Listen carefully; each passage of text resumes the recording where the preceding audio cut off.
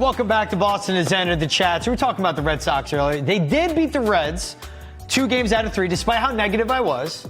You weren't negative. You weren't negative. I'm a truther. You were keeping it real. I'm a realist. You weren't negative. My man. Yeah. But first leg of the doubleheader, they did win as well. So they win the series, unlike the 1975 World Series, but which is known as the greatest World Series of all time. So we want to bring on an institution of knowledge and sports in Boston. Let's bring him in, our guy, Steve Buckley from The Athletic. Steve, good morning. Thanks for joining the chat, my friend. We are not worthy.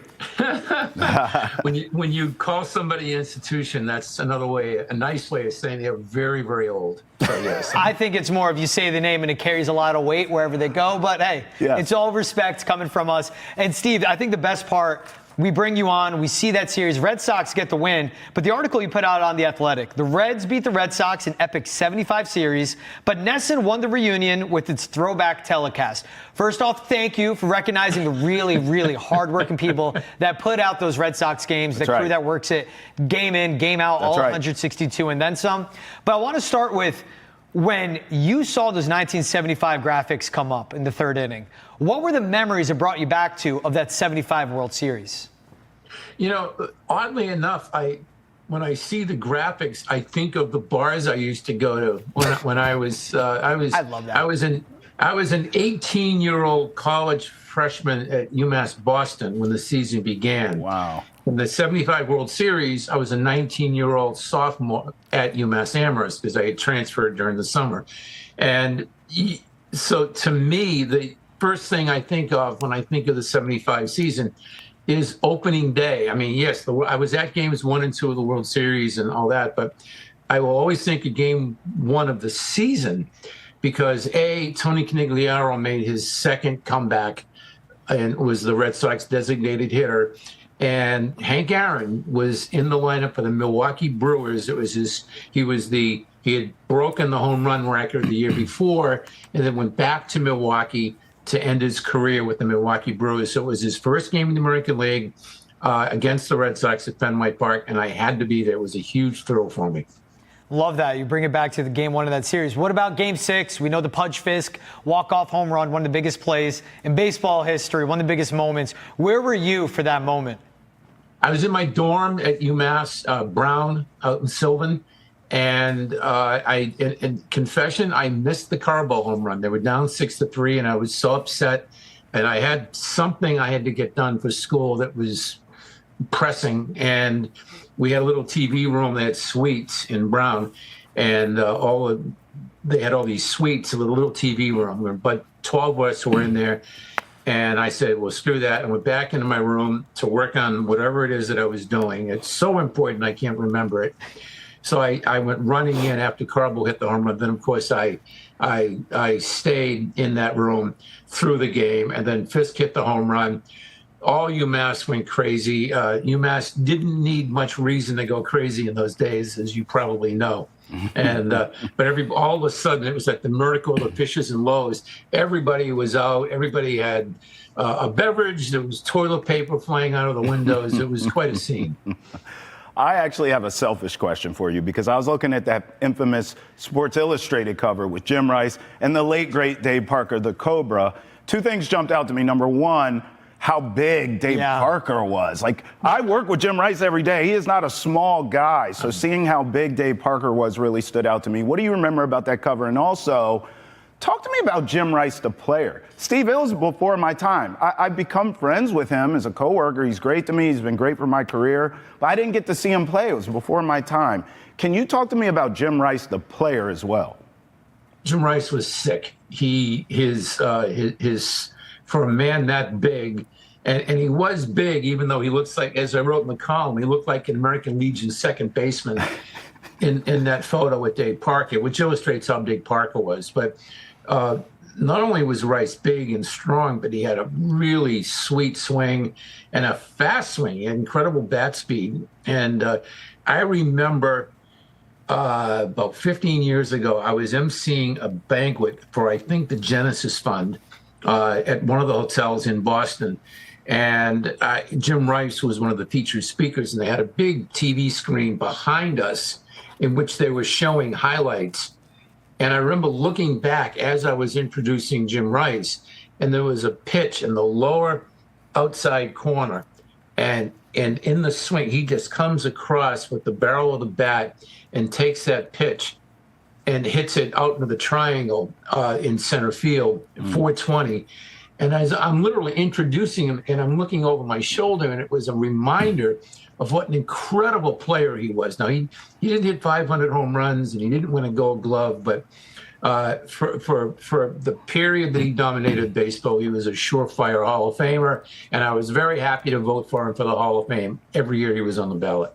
Yeah, and we look at that lineup in that 75 World Series team: Jim Rice, Yaz, Carlton Fisk, Dwight Evans, Louis Tiant. Of course, Louis Tiant should be in the Hall of Fame. Yep. When you were watching the other night, and then it switches to the third. Well, really, it starts before. Let's do this. You see OB's jacket. You see Lou Merloni's jacket. Eventually, we see Jemai with that fit. Oh. What was your favorite part between the graphics, the outfits, our guys on the broadcast going all out? What was your favorite part of that broadcast the other night, honoring the 75 World Series? Well, Jemai really opened some eyes. He really put his back into it, and he understood the moment, and he was up to it. And he said, "I'm going to have a lot of fun with this." So good for him. I was actually in the booth for a few minutes the night before, and I saw those jackets hanging on a hook. Obi showed me, so this is what we're going to wear. And I said, "Oh, it's going to be hot tomorrow night. Those guys are not going to like this." As I said in the column, when they had the rain delay and they went to the booth shot, they had taken the jackets off. Now, Lou and Obi were both wearing short sleeve white shirts with ties with the headsets on.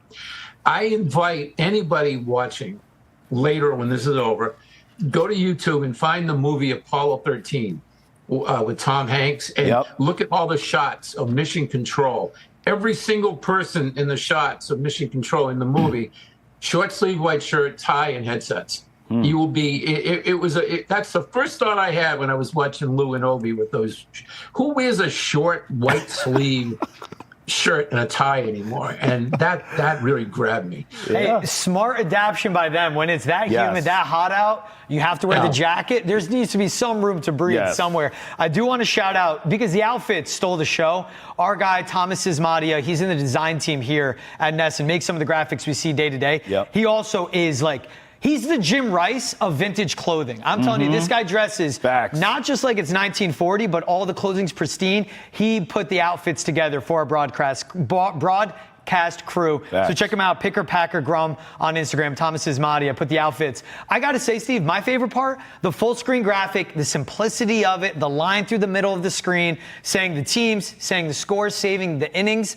In a world where, and trust me, I get enamored by it. Look at our screen right now. I love how it looks. The simplicity of those graphics, Steve, that brought me back. Brought me back to when I was born in '94, but brought me back to how good it looked just to keep things simple. And it was just the first thing that was important was the game. That's what ran through my mind seeing those graphics.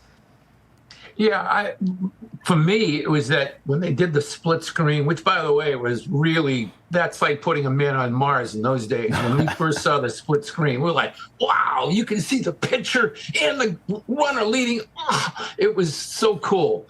And they had the big yellow line running down the middle. When I saw those shots, for some reason, I didn't visualize myself at home watching games. My first thought was you'd go to different bars that we'd all hang out, the Shamrock in Inman Square, the Hacienda in East Somerville, and you'd always see the TV. It was not a flat screen. There was one TV on a platform in the upper corner to the left of the bar, and you'd walk in and the game is on.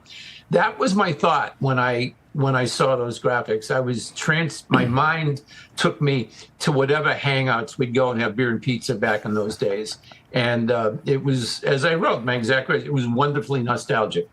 Damn, Steve, I got to get a drink with you after this segment, man. I like how everything kind of triggers where you were drinking. We'd be better off going, as George can attest, I'm a coffee shop guy, not a yes. That's my big night on the town now. So Mayor of Somerville, Steve Buckley. Mayor of Somerville. He knows all the good spots. I'm with it. Steve, I have a Boston sports town question for you. So where I came from, I've been here now almost 4 years. Where I came from, it was a front runner sports town. Whoever's winning, that's a flavor of the moment. Here, the first thing I noticed, these people are obsessed with their teams. They worship their teams, best fans in America. So my question to you, it felt to me like this is a baseball hockey town when I got here. If you're ranking sort of the 4 major teams, what is it? What is this? If you had to put Boston is a baseball town, Boston's a hockey town, Boston's a football, Boston is the Celtics. Sort of give me the power rankings, maybe, if you will, of the teams around here, Steve. The easiest way to explain it is the way I'm a columnist with The Athletic, and I have free reign to write within reason whatever I want. Right. And the easiest way to answer that question is to tell you how I do my job. Now, for years and years and years, I was at the Herald, and before that, the National Sports Daily. And I didn't do much on the Patriots until the Red Sox were done. In other words, done being either they're out of the pennant race, they've been eliminated from the playoffs, or the World Series is over, which would have been only 75 and 86 in those days. And then you would migrate toward the New England Patriots. It's changed now. The moment the coach of the Patriots rolls out the practice balls down in Foxborough, or before that down in Smithfield, Rhode Island, before that UMass, where they used to have training camp. From the moment training camp begins, I think there's a general fan migration of the Patriots. They have become that important that training camp becomes a lot more important than it used to be in terms of media coverage and fan interest and so forth. And then the Red Sox and Patriots have to compete for that. And if the Red Sox are out of it by training camp, they fall off the radar. They're still in it, and I think they'll continue to be in it to some degree, so there won't be that big fall off. And then with the Celtics and Bruins, in my opinion, it's just who's hot, who's winning. For the last couple of years, it's clearly been the Celtics. They had that great season last year, but a few years before that, I went to the Cup final in 19 in St. Louis with the Bruins, and they were the big show in town. So in the winter, it's obviously you have your Celtics fans, you have your Bruins fans, but to the casual fan, they will go to the hot team during the winter. I always tell Trav, because he got here just after that 2021 ALCS run. The excitement, the passion is palpable when the Red Sox are in the postseason, and especially putting together a magical run like they did that year. When you look back on 75, someone like me that, I hear about it, I'll watch it on YouTube like the Fisk home run. How do you describe what made that 1975 World Series so epic and memorable? For one thing, I went to game 1, and I remember Sherm Feller, who was the late, great public address announcer, when he was announcing the starting lineup to the Cincinnati Reds. Now, I had only ever seen, they didn't have interleague play, and they didn't have the MLB package and game of the week. All they had was you could watch one game a week. On Saturday, NBC did the game of the week. And the only time you would see National League Baseball is when the game of the week had a National League game. And in my view, the National League had the bigger stars in those days. The Reds had Pete Rose and Tony Perez and George Foster and Joe Morgan. The Cubs had Ernie Banks and Billy Williams. The Pirates had Willie Stargell and Roberto Clemente. And I used, when there was the game of the week was on and it was like the Tigers and Indians, I'd be disappointed because I can see Al Kaline at Fenway anytime I want. So for me, the big draw of the World Series in '75 was the fact that the Reds had all these great players. I think they said 6 players total from both teams, and that doesn't even include Pete Rose, plus 2 guys who should be in the Hall of Fame, Dwight Evans. Just look at the names. Jim Rice, well, he was injured but didn't play in the World Series, but he was on the team. Jim Rice, Carl Yastrzemski, Carlton Fisk in the Hall of Fame. And then you got Pete Rose, Joe Morgan, Tony Perez, Johnny Bench, Sparky Anderson. I mean, there were just so many stars. It was, even if you, not even counting the games, it was an epic World Series just to be a part of. And I love that. You look back and, the people going, but they lost the World Series. Again, it was the most epic World Series of all time. You brought up 75 and 86. But I want to take Trav into when you and I got coffee that one morning, and you had story after story about the guy that was the architect of getting the Red Sox to not just break the curse, but become the modern-day Boston Red Sox and Larry Lucchino. Can you share with us one of your many that you have favorite Larry Lucchino stories? Larry once physically assaulted me. What? And in other words, I had written something, and he was upset about it, and was at some press conference or something, and I didn't want to talk to him because he was mad at me, and because he barked something at me, and he came up, because come on, don't turn around, and he come up and he kind of shoved me like that, and then I realized that was Larry's way of showing respect, that he felt comfortable. Come on, talk to me like that, and I always go back to that Larry felt comfortable enough in our relationship to like push me, and right. I had witnesses. I probably could have walked away with $3 million settlement and retired, but I had such great respect for Larry, for his knowledge of the game, for his ambition, for his vision. Larry, two things about Larry. Larry was as good as anybody I have ever met in terms of identifying the right person for the right job. And he surrounded himself with smart people. And that's the hallmark of management. And he was the guy at the top. But when you see all the people he hired and brought in, and like Adam Grossman has this big fancy title, vice president in charge of all these cool things. But I remember when Adam was an intern working for Larry some 20 years ago, and that was Larry at his best. And Larry, you talk about Tiant and Evans should be in the Hall of Fame. Larry should be in the Hall of Fame because all these new retro ballparks, these throwback ballparks, all owe their existence to Larry and Janet Marie Smith being with the Orioles back in the late 80s. And when they needed to build a new stadium, they came up with Camden Yards, and Larry was the one that okayed using the B&O warehouse in right field as part of the design.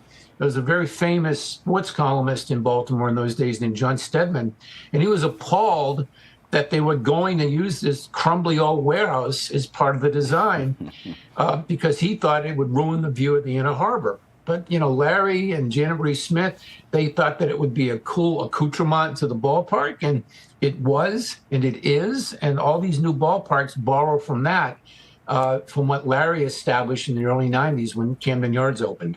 Yeah, I mean, Trav's a Baltimore kid. I worked there. I worked in that warehouse. And you can attest to how cool that is. Yeah, it's Camden Yards. It's a ballpark out in San Diego. It's Fenway Park. And like you said, it's his fingerprints still all over the modern game. And, of course, the 4 World Series rings since 2004. That's right. Larry Lucchino, a vital part of bringing that together. Right. He's Steve Buckley. Hey, you may not got the $3 million, but I know you got 3 million stories about Boston sports, Steve. It's a pleasure. Thanks for having me on. Thanks for waking up with us, Steve Buckley of The Athletic. We'll take a break right here on Boston is End of the Chat. Hear from Don Sweeney coming up after the break.